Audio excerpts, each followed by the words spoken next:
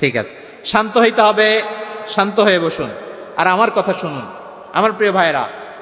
তাহলে যে 10টি বৈশিষ্ট্য আল্লাহ তাআলা পছন্দ করেন যে ইমানদার বান্দাদের মধ্যে থাক, তার এক নাম্বার হচ্ছে আল্লাহ তাআলা বলছেন ইন্নাল মুসলিমিনা ওয়াল মুসলিমাতি, নিশ্চয়ই মুসলিম পুরুষ এবং নারী, নিশ্চয়ই মুসলিম পুরুষ এবং নারীকে আল্লাহ পছন্দ করেন।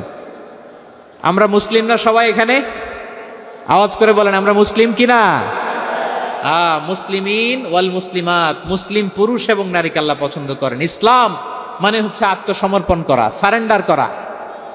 ইসলাম মানে সারেন্ডার করা কার সামনে? আল্লাহর ইচ্ছার সামনে, আল্লাহর আদেশের সামনে, আল্লাহর আইনের সামনে আত্মসমর্পণের সারেন্ডারের নামই হচ্ছে ইসলাম। চিল্লায় বলেন ঠিক কিনা?